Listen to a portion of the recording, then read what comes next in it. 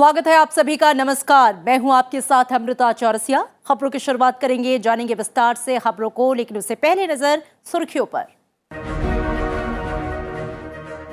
देश में कोविड संक्रमण की रफ्तार में 15% से ज्यादा की वृद्धि। पिछले 24 घंटों के दौरान 1,94,000 से ज्यादा नए केस दर्ज। ओमिक्रॉन के कुल मामलों की संख्या बढ़कर हुई 4,868। देश में अब तक 153 करोड़ 80 लाख से ज्यादा कोविड वैक्सीनेशन। 18,86,000 लोगों ने ली प्रिकॉशन डोज। 2 करोड़ 83 लाख से ज्यादा किशोरों को कोविड टीके की पहली खुराक।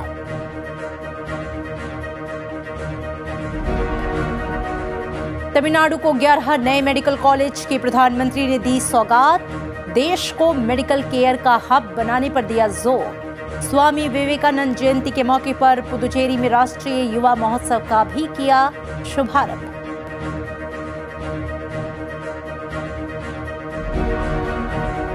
पूर्व जस्टिस इंदु मल्होत्रा करेंगी पंजाब में प्रधानमंत्री की सुरक्षा में चूक मामले की जांच। सुप्रीम कोर्ट ने गठित की 5 सदस्यीय जांच कमेटी। केंद्र और पंजाब सरकार की तरफ से गठित अलग अलग समितियों पर लगाई रोक। देश की उत्तरी और पश्चिमी सीमाओं पर सकारात्मक प्रगति। सेना प्रमुख मनोज मुकुंद नरवणे का बयान, कहा घुसपैठ के खिलाफ जीरो टॉलरेंस। भारत चीन कमांडर स्तर की वार्ता को लेकर जताई बेहतर नतीजों की उम्मीद।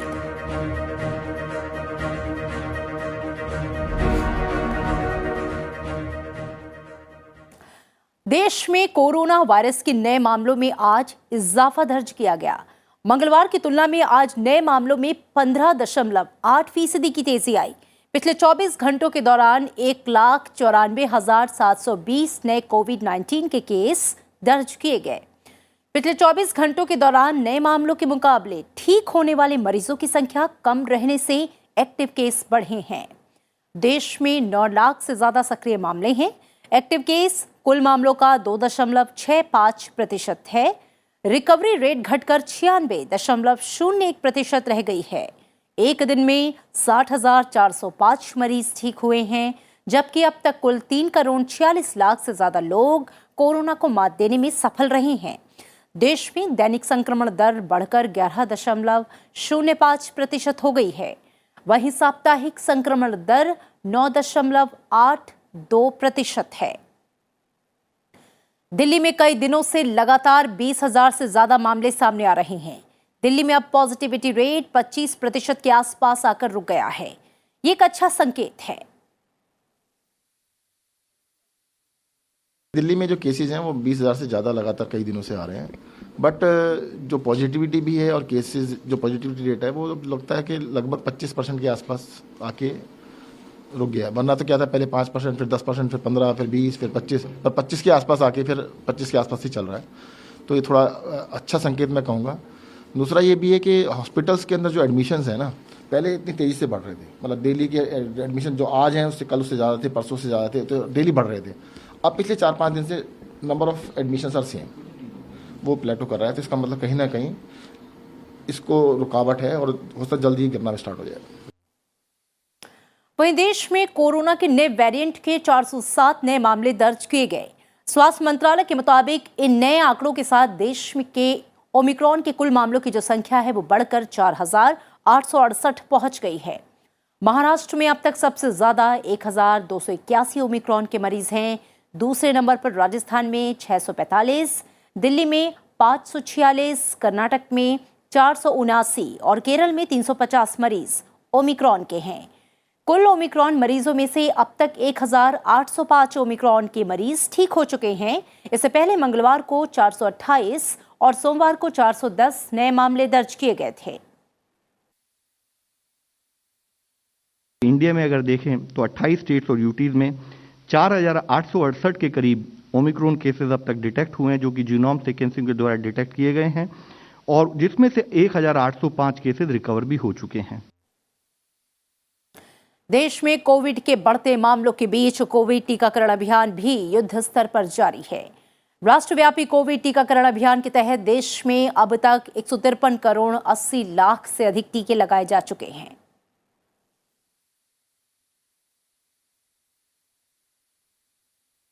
अब तक 153.8 करोड़ टोटल डोजेज एडमिनिस्टर की जा चुकी हैं। पहली डोज के अंतर्गत 86.62 करोड़, जिसके द्वारा 92% ऑफ एलिजिबल पॉपुलेशन को हम कवर कर चुके हैं। सेकेंड डोज के द्वारा 64.16 करोड़ डोजेज, जिसके द्वारा 68% ऑफ एलिजिबल पॉपुलेशन कवर की जा चुकी है। स्वास्थ्य मंत्रालय के मुताबिक 10 जनवरी से शुरू किए गए प्रिकॉशन डोज के तहत अब तक 18,86,000 से अधिक एहतियाती टीके पात्र लोगों को लगाए गए। वहीं 3 जनवरी से शुरू हुए अभियान के तहत अब तक 2,83,00,000 से अधिक किशोरों का वैक्सीनेशन हो चुका है। 10 तारीख को शुरू किया प्रिकॉशन डोज, उसमें भी अब तक 18.86 लाख लोगों को प्रिकॉशन डोज दी जा चुकी है। इसी तरीके से 3 तारीख से जो हमने कार्यक्रम शुरू किया था, जिसमें कि 15 से 18 वर्ष के जो यंग एडोलेसेंट है उनको वैक्सीनेशन अलाउ किया था, उसमें भी अब तक बढ़कर फर्स्ट डोज के रूप में 2.83 करोड़ डोजेज देते हुए 38% ऑफ एलिजिबल पॉपुलेशन को हम कवर कर चुके हैं। कोरोना वायरस का ओमिक्रॉन वेरिएंट डेल्टा वेरिएंट से तेजी से फैल रहा है। पूरी दुनिया में ओमिक्रॉन वेरिएंट के अब ज्यादा मामले सामने आ रहे हैं। विश्व स्वास्थ्य संगठन ने इस संबंध में आगाह किया है।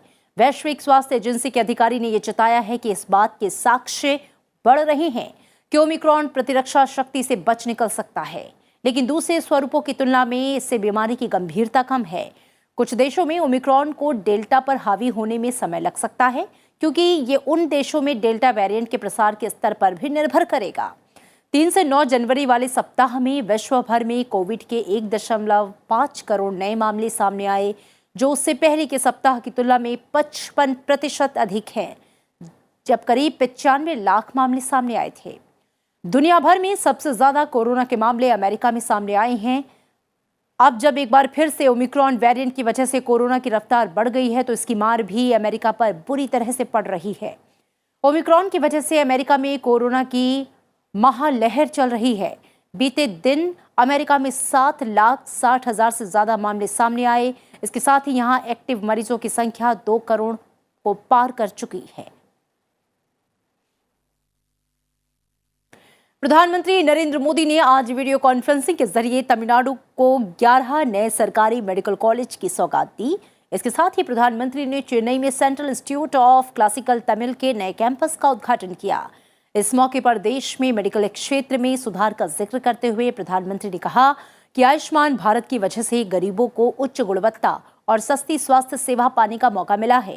प्रधानमंत्री ने पिछली सरकारों पर स्वास्थ्य क्षेत्र की अनदेखी का आरोप लगाया है। There were not enough efforts to address this problem. Perhaps vested interests also did not let previous government to take the right decisions, and access to medical education remained an issue. Ever since we have taken office, our government has worked to address this gap. In 2014, our country had 387 medical colleges. In last 7 years only, this number has grown up to 596 medical colleges. प्रधानमंत्री ने देश को अच्छी और सस्ती medical care का hub बनाने पर जोर दिया। उन्होंने कहा कि देश में मेडिकल टूरिज्म का हब बनने के लिए जरूरी हर चीज मौजूद है।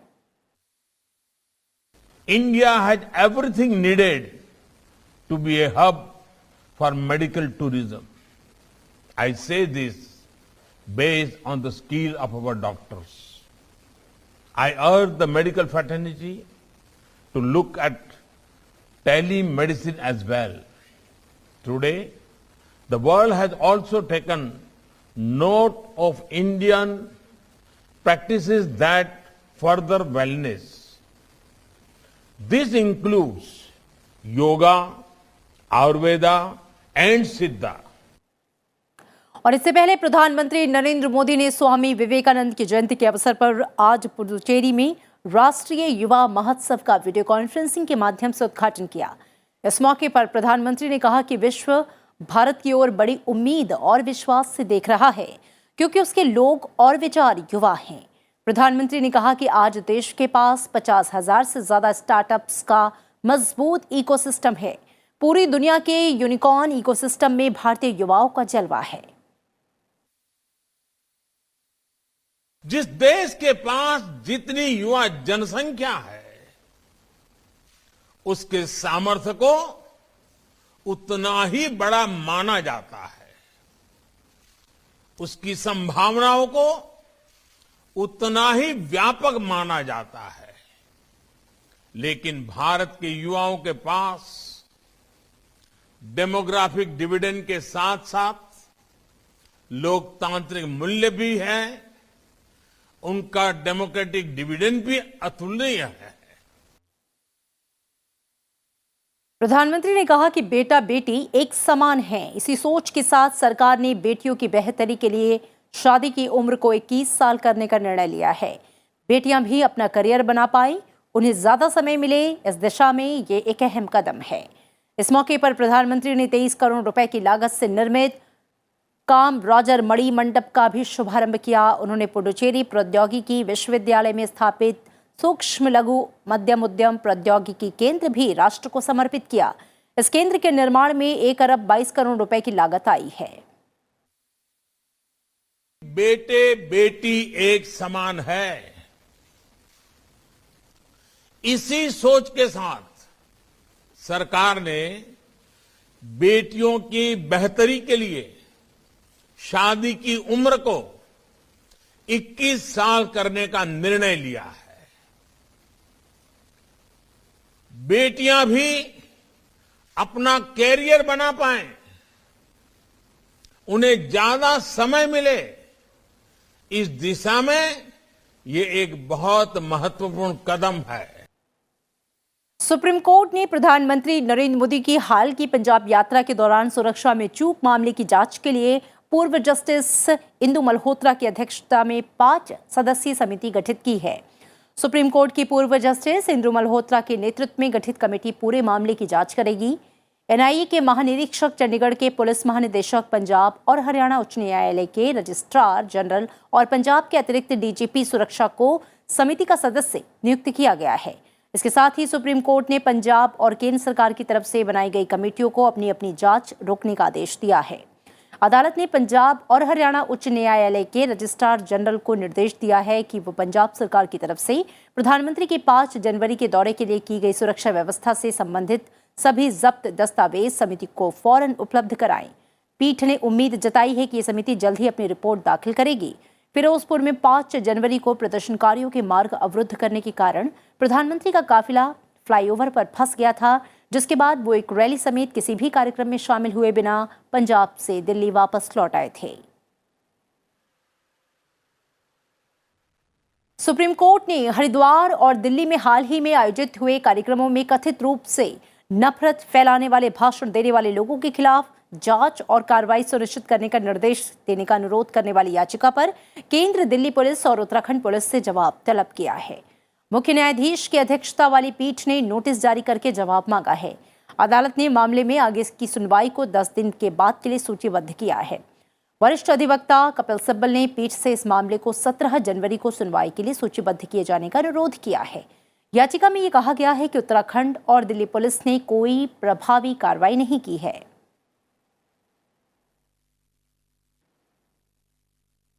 और इसी के साथ यहां रुकेंगे एक छोटे से ब्रेक के लिए। ब्रेक के बाद जब लौटेंगे तो नजर डालेंगे राज्यों से जुड़ी हुई अहम खबरों पर।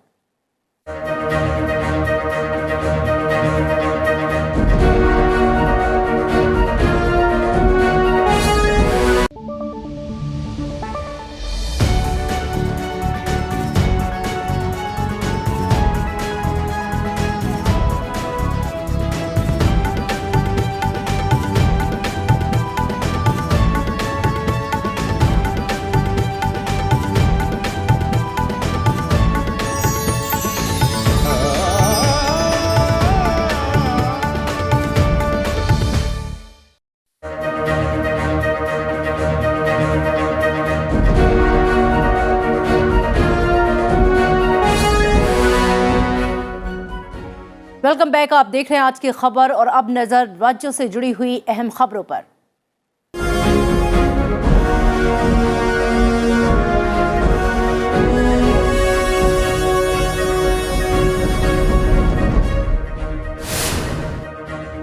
केंद्रीय मंत्री नितिन गडकरी कोरोना संक्रमित हो गए हैं। उन्हें संक्रमण के हल्के लक्षण हैं। उन्होंने ट्वीट करके कहा है कि वो सभी एहतियाती उपायों का पालन कर रहे हैं और होम आइसोलेशन में है। उन्होंने संपर्क में आए लोगों से जांच कराने का अनुरोध किया है। केंद्रीय स्वास्थ्य मंत्री मनसुख मांडविया ने चेन्नई में स्वास्थ्य सेवा महानिदेशालय के क्षेत्रीय निदेशक, राष्ट्रीय रोग नियंत्रण केंद्र के अधिकारी, डीसीजीआई के उप निदेशक, आईसीएमआर और एफएसएसएआई के क्षेत्रीय प्रमुख के साथ कोविड की स्थिति पर बैठक की अध्यक्षता की और दिशा निर्देश दिए। उत्तर प्रदेश में विधानसभा चुनाव के लिए समाजवादी पार्टी के अध्यक्ष अखिलेश यादव ने सहयोगी दलों, राष्ट्रीय लोक दल, महान दल, प्रगतिशील समाजवादी पार्टी, जनवादी पार्टी, सुहेल देव भारतीय समाज पार्टी समेत कई अन्य दलों के साथ बैठक की, जिसमें टिकट बंटवारे को लेकर गहन विचार विमर्श हुआ।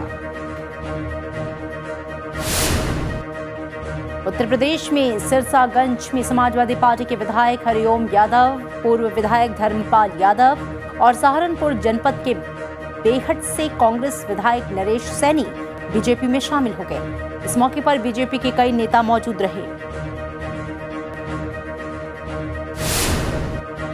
आम आदमी पार्टी के राष्ट्रीय संयोजक अरविंद केजरीवाल ने पंजाब के खरड़ में घर घर प्रचार अभियान की शुरुआत की। अरविंद केजरीवाल ने खुद घर घर जाकर लोगों से वोट देने की अपील की। वहीं पार्टी ने अपने 10 एजेंडे के बारे में विस्तार से बताया।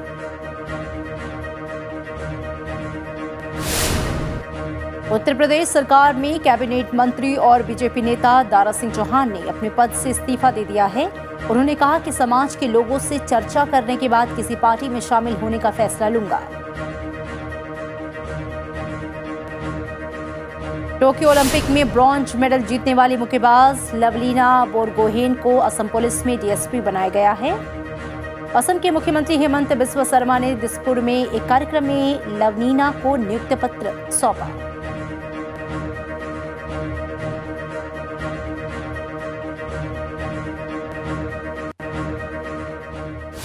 दिल्ली में आज special commissioner of police Dipendra Pathak और अन्य पुलिस कर्मियों ने कोविड वैक्सीन की प्रिकॉशन डोज लगवाई। राजधानी में 1 जनवरी से 12 जनवरी के बीच पुलिस के 1700 कर्मी कोविड-19 पॉजिटिव आए थे, जिसके बाद बूस्टर डोज लगवाई जा रही है। उत्तर प्रदेश के डीजीपी मुकुल गोयल और ADG law and order Prashant Kumar ने कोविड वैक्सीन की प्रिकॉशन डोज लगवाई। उन्होंने प्रदेशवासियों से बूस्टर डोज लगवाने की अपील की।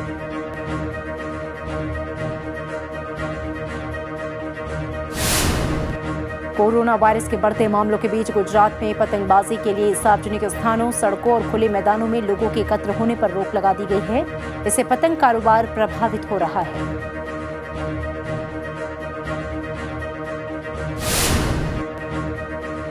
उत्तर प्रदेश के प्रयागराज में मकर संक्रांति पर हजारों लोग गंगा स्नान करेंगे। इसकी तैयारियां पूरी कर ली गई हैं। यहां बैन तो नहीं लगाया गया है, लेकिन प्रशासन की ओर से कोविड प्रोटोकॉल को लेकर सख्ती रहेगी।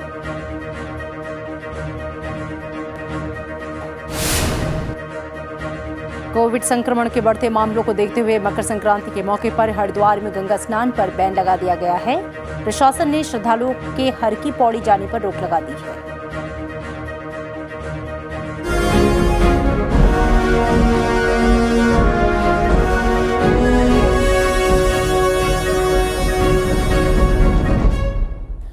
और अब कुछ और अहम खबरें। भारत और चीन के बीच जारी 14वें दौर की सैन्य वार्ता के बीच आज सेना प्रमुख जनरल एमएम नरवणे ने मीडिया से बातचीत करते हुए बॉर्डर के मौजूदा हालात की जानकारी दी। उन्होंने कहा कि पिछले साल जनवरी से उत्तरी और पश्चिमी सीमाओं पर सकारात्मक विकास हुआ है। पूर्वी लद्दाख समेत पूरे नॉर्दर्न फ्रंट में फोर्स, इंफ्रास्ट्रक्चर, हथियारों की क्षमता बढ़ाई गई है। पूर्वी लद्दाख में चीन के साथ सीमा विवाद पर उन्होंने कहा कि सैनिक भले ही आंशिक तौर पर मौजूद हैं, लेकिन खतरा किसी भी तरह से कम नहीं हुआ है। If you recall the situation as it existed last January, I think we can say that since then there have been positive developments both along our northern and western borders.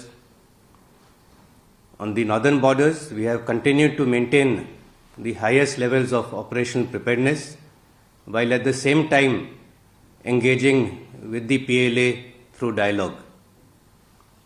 After persistent joint efforts, mutual disengagement has occurred at many locations.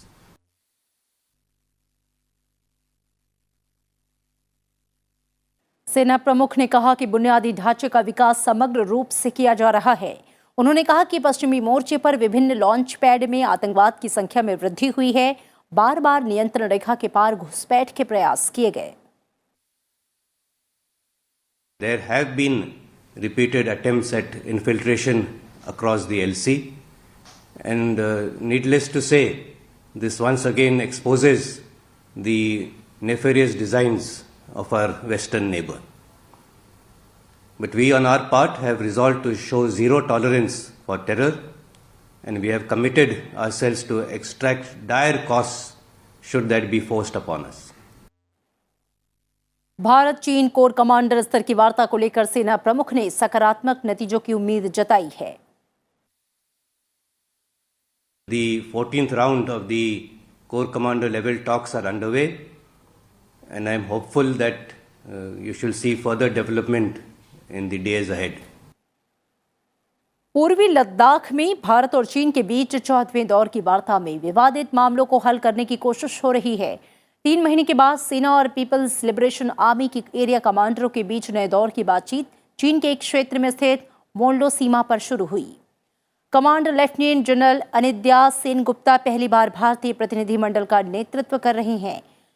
PLA प्रतिनिधिमंडल की अगुवाई major general Liu लिन कर रहे हैं। पिछले साल 10 अक्टूबर को हुई बातचीत के दौरान वास्तविक नियंत्रण रेखा पर कुछ जटिल मुद्दों को लेकर दोनों सेनाओं के बीच मतभेद को दूर करने के लिए चीन भारत के सकारात्मक सुझावों से सहमत नहीं हुआ था। वो कुछ ठोस प्रस्ताव भी पेश नहीं कर सका था। पिछले साल 18 नवंबर को 13वें दौर की वार्ता के बाद दोनों देशों ने विवादित मुद्दों का समाधान सैन्य स्तर की बातचीत के माध्यम से करने का फैसला किया था। भारत और दक्षिण कोरिया पारस्परिक व्यापार समझौते में सुधार के लिए बातचीत करने पर सहमत हो गए हैं। दोनों देशों ने साल 2030 से पहले $50 अरब का व्यापार करने का लक्ष्य तय किया है। वाणिज्य और उद्योग मंत्री पीयूष गोयल ने दक्षिण कोरिया के व्यापार मंत्री हॉन कू येओ के साथ दिल्ली में मुलाकात की। दोनों के बीच द्विपक्षीय व्यापार और निवेश के मुद्दों पर विचार हुआ। दोनों नेताओं ने व्यापक आर्थिक समझौते को बेहतर बनाने के लिए बातचीत को कई नई गति देने और 2030 से पहले $50 अरब का व्यापार लक्ष्य प्राप्त करने पर सहमति जताई। देश आज स्वामी विवेकानंद की जयंती मना रहा है। इसे हर साल राष्ट्रीय युवा दिवस के रूप में मनाया जाता है। राष्ट्रीय युवा दिवस पर उपराष्ट्रपति एम वेंकैया नायडू ने ट्वीट करके कहा कि युवाओं को बड़े सपने देखने चाहिए और उन्हें पूरा करने के लिए कड़ी मेहनत करनी चाहिए। उन्होंने कहा कि युवाओं को स्वामी विवेकानंद के जीवन से प्रेरणा लेनी चाहिए और राष्ट्रवाद के मूल्यों को, विश्व बंधुत्व के प्रति उनके विश्वास और जरूरतमंदों के प्रति कल्याण के भाव को आत्मसात करना चाहिए। प्रधानमंत्री नरेंद्र मोदी ने राष्ट्रीय युवा दिवस पर देशवासियों को शुभकामनाएं दी। उन्होंने कहा कि आजादी के अमृत महोत्सव में उनकी जन्म जयंती और अधिक प्रेरणादायी हो गई है। भारत मां की महान संतान स्वामी विवेकानंद जी को उनकी जयंती पर मैं नमन करता हूं। आजादी के अमृत महोत्सव में उनकी जन्म जयंती और अधिक प्रेरणादायी हो गई है। लोकसभा अध्यक्ष ओम बिरला ने कहा है कि स्वामी विवेकानंद नवजागरण का सूत्रपात करने वाले थे और भारत की गौरवशाली संस्कृति और परंपराओं को पुनः उन्होंने प्रतिष्ठित किया।